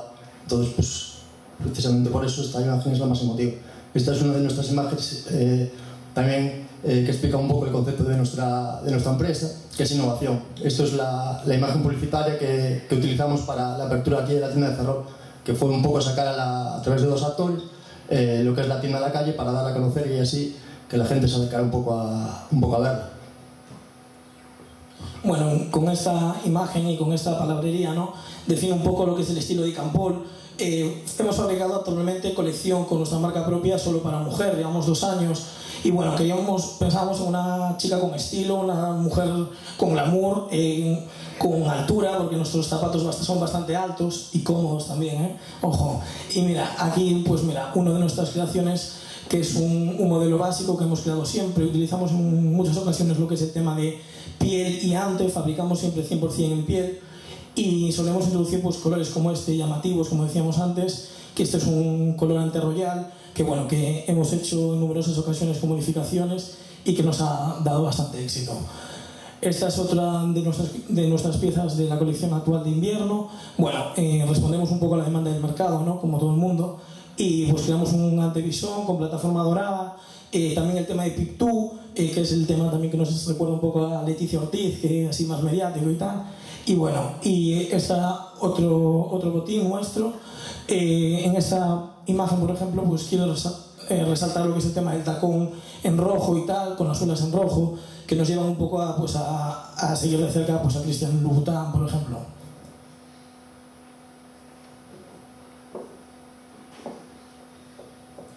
Bueno, aquí pues otra de las piezas, ¿no? Un acabado ya con tema printer, estampado, con temas que recuerda un poco a leopardo, serpiente, y bueno, mezclando siempre el color, pues nosotros somos jóvenes y alegres en ese sentido, y bueno, buscamos siempre un tema de color, y en esta ocasión pues decidí, en vez de colocar una sola pulsera, un zapato, ¿no? Que es lo básico, pues ¿por qué no colocar 3? Bueno, aquí otra de nuestras últimas llegadas a tienda, ¿no? Bueno, esta gama de productos pues la estamos fabricando actualmente e importando de Brasil. Bueno, se trata de un modelo también en Pictú, de sandalia super plataforma y con tachuelas que bueno, tienen guiños un poco a la estética de Gucci. Bueno, con este juego de imágenes quisimos pues, representar un poco lo que quizás nos marca definitivamente de la competencia. Nosotros fabricamos tallaje que en tiendas comerciales que todos conocemos, pues que no fabrican. Es decir, una mujer que tenga un problema porque tiene el pie pequeño, porque lleva un 34, no podría igual acceder a ese modelo. Pues nosotros con previa encarga se lo hacemos y llegamos hasta el 42.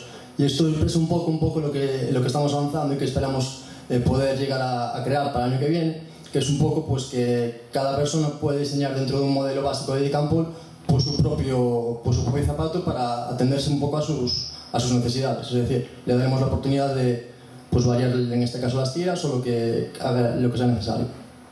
Bueno, queremos decir también, bueno, pues que este año Decampol crece de nuevo, ¿no? Aparte de esas 3 aperturas que tenemos, pues con nuestra shop online, ¿no? Y desde aquí os invitamos a todos pues a que visitéis en cosa de 3 semanas ya nuestro primer portal online y bueno, poder llegar nuestros zapatos a cualquier parte del mundo. Muchísimas gracias.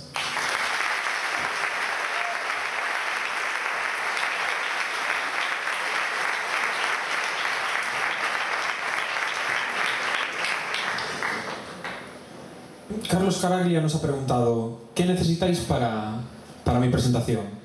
Y como al resto de ponentes les comunicamos que simplemente con unas líneas que resuman un poco su currículum es más que suficiente.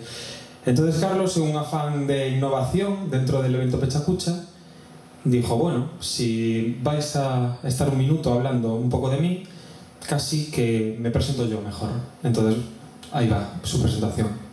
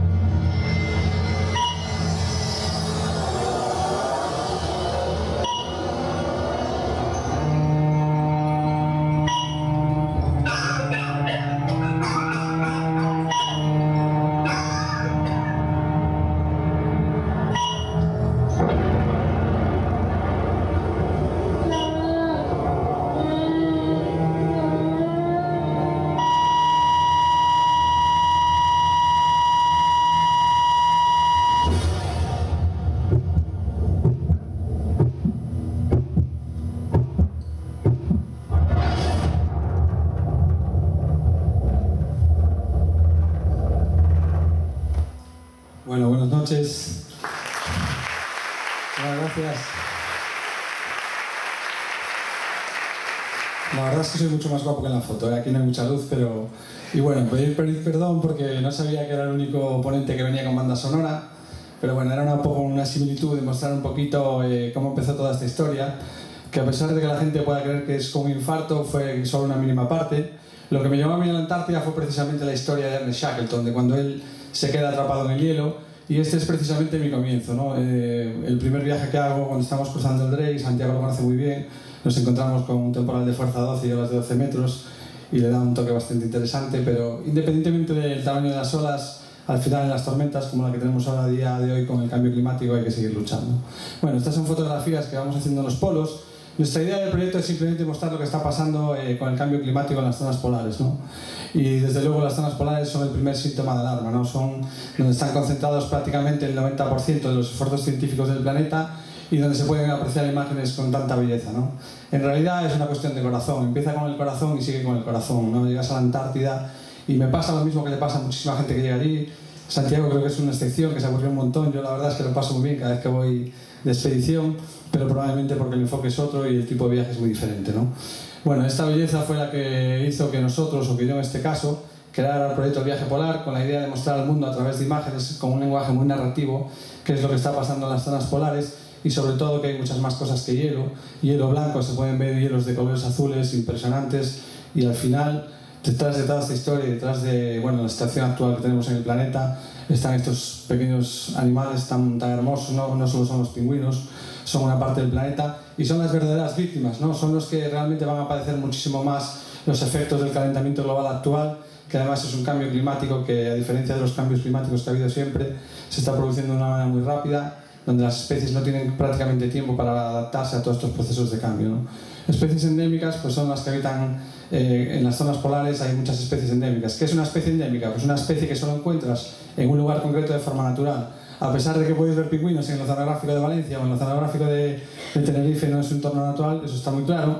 Y estos para mí son los grandes protagonistas, ¿no? Son los que tenemos que proteger y tener una conciencia de que la cosa es seria y que hay que hacer los deberes, ¿no? Bueno, esta es una imagen del mar de Groenlandia, probablemente el mayor cementerio de icebergs del planeta, ¿no? En la zona del Ártico, concretamente, se está produciendo un deshielo importantísimo. Esta fue una expedición que hicimos el año pasado en agosto, en la zona de Isartok, que es un glaciar que hay en la costa de Groenlandia, y este es el pueblo de Isartok, ¿no? Es un pueblo esquimal, que fue una cosa curiosa, porque el primer día que llegamos acababa de llegar el barco de abastecimiento, que era el que abastecía la comida, y bueno, entramos en la tienda y tal, bueno, vamos a comprar una Coca-Cola, no sé qué tal. Y yo personalmente me quedé muy sorprendido porque nos encontramos con la PlayStation 3, con una pantalla de plasma de última generación y, bueno, esa es la viva prueba de que el mundo cada vez es más global, ¿no? Bueno, aquí podéis ver una imagen que es del glaciar de Isartok, donde se puede ver en la parte de allá, en el año 2006, dónde estaba el hielo en el año 2006 y dónde está el hielo en el año 2009, ¿no? Esto fue en agosto del 2009 y se puede ver a simple vista como la pérdida de hielo en el Ártico es absolutamente alarmante, ¿no? Esta expedición estuvimos más o menos 20 días en la zona de arriba y lo peor no solo es que hay un retroceso importante, sino que también aquí, bueno, toda la parte de arriba está llena de grietas. Aquí podéis ver una foto mía donde se puede ver un poco las dimensiones de una grieta. El deshielo siempre empieza por arriba y el agua va filtrando hasta que llega a la base del hielo y va formando los icebergs que se desprenden al mar. Por tanto, estos son síntomas clarísimos de que hay una pérdida de hielo importantísimo, ¿no? Hay que tener en cuenta que el hielo, las zonas polares son la biblioteca del clima, es donde los científicos están en los anillos cilíndricos del hielo y pueden medir en los anillos cómo el CO2, principalmente el CO2, es el responsable directo del calentamiento actual. Y la verdad es que esta expedición fue muy bonita, pero también muy dura, ¿no? A nivel visual pudimos ver pues, toda esta serie de grietas que había aquí. La verdad es que podría poner un montón de fotos de grietas, ¿no? Era un terreno muy peligroso porque un glaciar en agosto no es probablemente el mejor momento para estar encima de un glaciar. De hecho, no veréis nunca ningún esquimal en esta zona en pleno agosto porque, bueno, las temperaturas son bastante elevadas, ¿no? Bueno, ¿y por qué? ¿De qué sirve nuestro proyecto? Lo que sí estamos empezando a ver, que muchos de vosotros habéis podido compartir esos emails que llegan de las matanzas de focas, de cuando los matan de forma muy salvaje, pues os puedo decir una cosa, estas imágenes han conseguido que el mundo cambie por completo. Internet es un gran aliado y una imagen vale mucho más que 1000 palabras. Esos emails que han enviado de matanzas de focas han conseguido que por fin se esté controlando muchísimo la tasa y que esté, bueno, reduciéndose muchísimo las matanzas de focas y sobre todo de una manera muy severa. Por tanto, las imágenes tienen muchísimo poder, ¿no? Aquí veis una foto con rompehielos en el que atravesé desde las Islas Malvinas a Nueva Zelanda. Fueron 7000 millas, imágenes desde el helicóptero que filmé, o sea, que saqué desde el helicóptero, ahí veis un poquito la popa. Y bueno, esta fue un poco mi aventura, 7000 millas, que son unos 11.600 kilómetros. Yo en mi caso quiero que el mensaje sea breve y voy a invertir mis últimos 90 segundos en un vídeo que os he preparado, que hemos montado muy rápido para este evento y que os lo dejo, bueno, para que podáis ver un poquito a esas especies que son los verdaderos protagonistas y los que de verdad hay que proteger. Muchísimas gracias y buenas noches.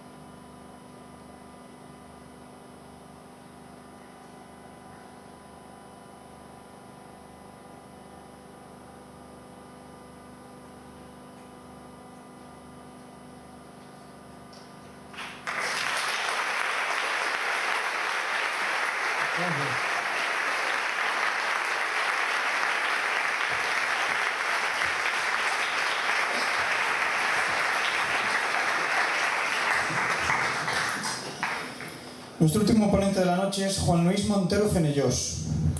Es doctor en Historia por la Universidad de Barcelona y ha sido investigador del Instituto del Próximo Oriente Antiguo de esta misma universidad. En la actualidad es profesor de Historia Antigua en la Facultad de Humanidades de la Universidad de Coruña, de la que también es vicedecano.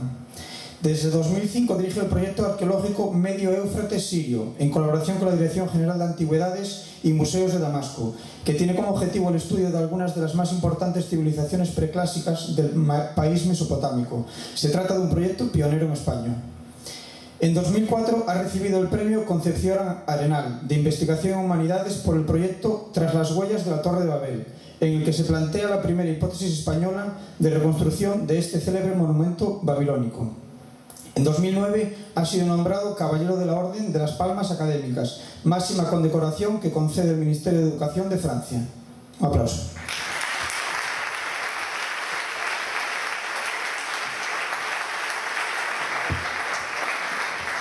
Buenas noches. Lo que yo os propongo es hacer un viaje a través del tiempo. Nos vamos a ir hasta el Valle del Éufrates, nos vamos a situar más o menos en el año 1250 antes de Cristo. ¿Podemos empezar? Este viaje lo vamos a hacer de la mano de arqueólogos de la Universidad de La Coruña, de la Facultad de Humanidades, del campus de Ferrol. Un proyecto que es un proyecto mixto, sirio-español, yo diría más bien sirio-europeo, pero coordinado desde aquí, desde Ferrol, y que nos lleva cada año a viajar a 5.000 kilómetros de Galicia y a plantearnos a veces una pregunta: ¿por qué ir tan lejos de esta tierra? ¿Por qué ir hacia esa zona que es el Valle del Éufrates? Porque allí están los orígenes de la civilización. Pues en 2005 nos marchamos, un grupo de arqueólogos, un grupo de amigos, con muy pocos medios, muy pocas infraestructuras, a esa región de Siria, a esa región que está ese círculo del Valle del Éufrates, a buscar respuestas a una serie de preguntas que aún permanecen en nuestra cabeza. Quedan muchas lagunas de la historia, hay que desterrar el concepto de los arqueólogos como buscadores de tesoros. Eso es un grave error, es el mito que nos rodea y que a veces es un lastre, ¿no? Siempre lo de Indiana Jones pesa mucho sobre nosotros. En esa garganta, la garganta de Jaluca, donde estamos trabajando, investigando una serie de cuestiones que ahora veremos a continuación. El Valle del Éufrates es la cuna de la civilización, es lo que los antiguos griegos llamaron Mesopotamia, el país entre ríos, el río Tigris y el río Éufrates, y es ahí donde están los orígenes de mucho de lo que hoy somos. Nos parece que vivir en una ciudad es algo muy vanguardista, muy contemporáneo, pues eso se inventó hace más de 5.000 años en aquella tierra. El Éufrates es un río lleno de civilización, lleno de historia, es un río navegable, es un río por el que circularon, como se puede ver incluso hoy en día, muchas ideas, muchos pueblos, y realmente esa es la gran riqueza de aquella región a la que estamos, digamos, muy ligados en muchos sentidos. En esa garganta del río Éufrates es un lugar estratégico que estaba abandonado por la investigación. Nosotros lo que hicimos fue leer la literatura de viajeros del siglo XVIII, siglo XIX, y nos llevamos una gran sorpresa, porque realmente había muchísimos yacimientos arqueológicos que estaban inexplorados absolutamente, y encontramos aquellos dos yacimientos que son importantísimos, que son los que estamos precisamente trabajando estos últimos años. ¿Cómo es el trabajo de un arqueólogo en la cuna de la civilización? Nosotros empezamos a trabajar con la salida del sol. A las 5 de la mañana ya estamos a pie de yacimiento, vamos en verano, la peor época posible, muchísimo calor, casi 50 grados en los momentos más duros. Empezamos a trabajar en colaboración con los sirios. Es un trabajo minucioso, es un trabajo duro, arduo, donde no encontramos grandes tesoros, sino simples fragmentos de cerámica, pero que para nosotros son grandes tesoros de nuestra historia. A veces un simple fragmento muy modesto, que nunca terminará en la vitrina de ningún museo, nos puede dar la clave para resolver un enigma de nuestra historia. Fragmento a fragmento vamos reconstruyendo esa historia. Aquí estoy yo precisamente, pero bueno, porque es una foto que me parecía bonita, no porque sea yo.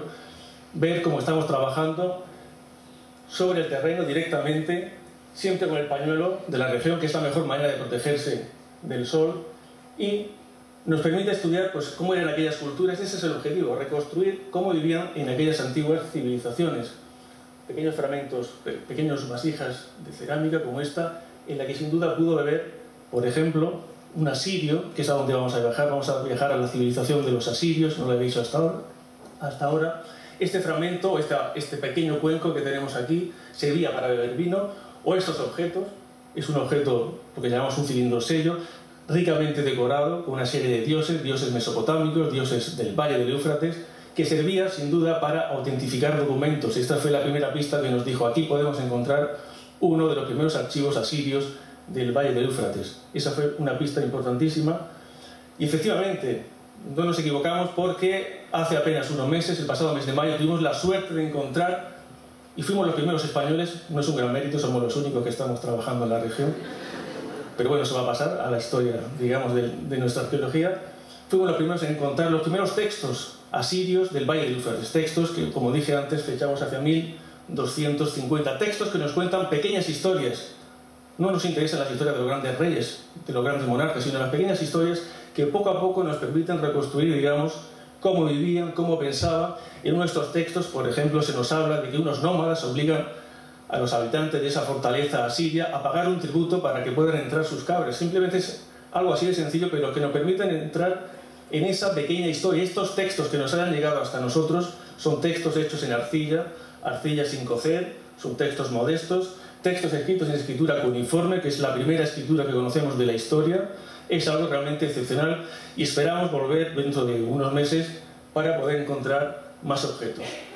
Realmente lo interesante, hay un aspecto que quiero destacar, me gusta decirlo claramente: los arqueólogos somos grandes destructores de la historia.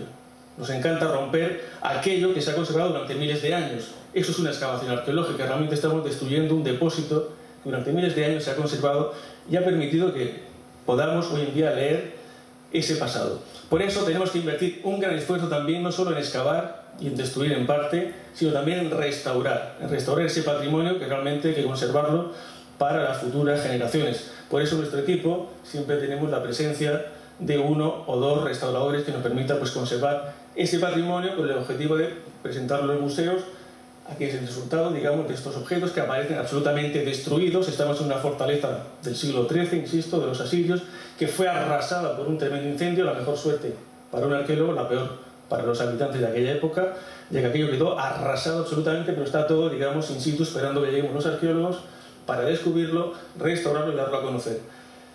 También encontramos tumbas. Siempre es lo más llamativo, lo más espectacular, son ir asociadas, digamos, a ajuares funerarios espectaculares. Este no es el caso, pero estudiamos los restos humanos porque nos permite conocer cómo era la sociedad, cómo vivían, cómo se alimentaban, qué enfermedades tenían. Y aquí tenemos, por ejemplo, pues, a una antropóloga siria trabajando en este sentido. Y por supuesto quiero destacar, pues, todo el equipo, un equipo, insisto, sirio-europeo, que con gran ilusión y de forma totalmente altruista se marcha, pues, durante un mes aproximadamente al año, con el objetivo, pues, de desenterrar aquellas antiguas civilizaciones que nacieron y se desarrollaron junto al río Éufrates. Para terminar, me gustaría simplemente, pues, recordar la hospitalidad del pueblo sirio, el pueblo árabe, muy hospitalario, y estos niños que nos dicen salam, salam aleikum, la paz sea con vosotros. Muchas gracias.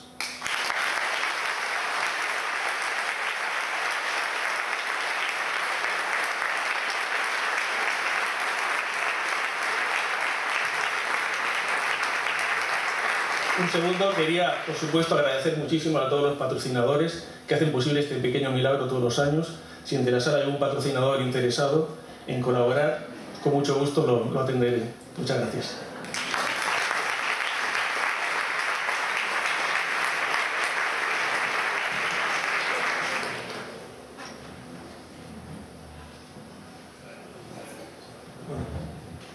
Ahora está aquí. ¿Sí? Ahora.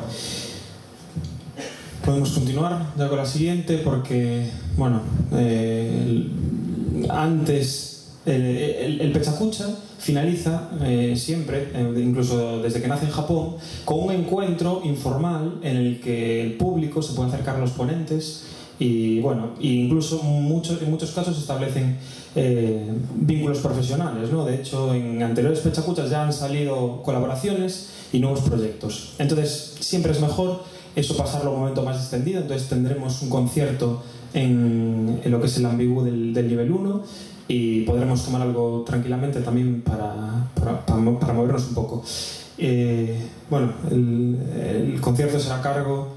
Sí, bueno, ya antes yo decía que Juan Luis era nuestro último ponente, pero bueno, desde Pechacucha lo que también queremos hacer es potenciar un poco pues, los creativos en el aspecto musical de la zona de Ferrol, y para ello siempre intentamos contar pues, con algún grupo de la comarca para que todos sepamos bueno, pues, de la calidad musical que tenemos aquí. Entonces esta noche actuarán Fucking Funky y bueno, después pues, podéis tomar algo ahí y unos pinchos y como decía Santi... Lo que quede.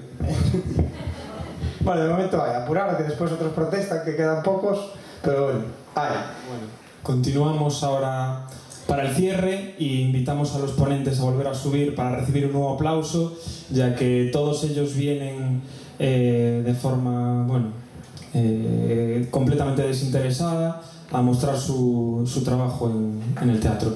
Y también, bueno, dar agradecimientos a los patrocinadores y dentro de los patrocinadores siempre a las personas que muchas veces están detrás de las entidades, en este caso Roberto Taboada por el Concello de Ferrol, Emma Blanco y Juan Paz de 1906, Luis Veiga y Beatriz Antón de la Voz de Galicia y Alejandro Fernández. Bueno, por favor, si podéis subir. Un aplauso, por favor.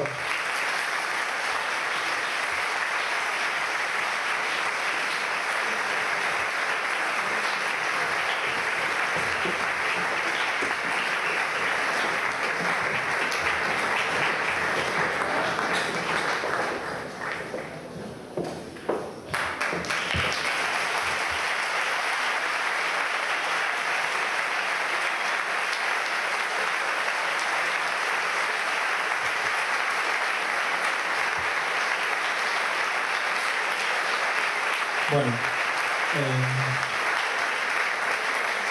comentar también que Pechacucha está abierto a todos vosotros, ¿no? Cualquiera de vosotros que desee estar aquí, esto es una plataforma abierta, tenemos un email para recibir vuestras ideas y estaremos encantados de que también podáis participar igual que estos ponentes, ¿no? Entonces también... Y además a las mujeres, que en esta edición Tamara ha sido la única valiente. Sí. Así que espero que en próximas ediciones haya alguna más también.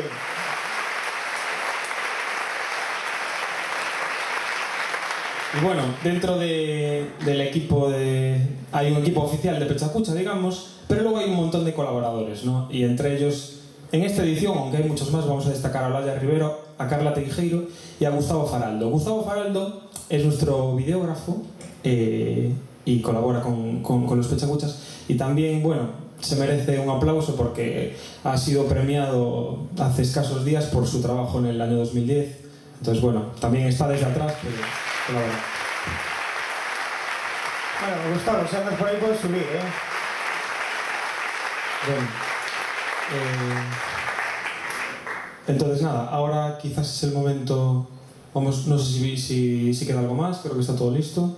Sí, bueno, yo me gustaría también, al igual que dijo Dani, daros las gracias a vosotros por vuestra asistencia, porque como dice él, todos estos eventos sin público no son nada, así que por favor me gustaría que os dieseis un aplauso a vosotros.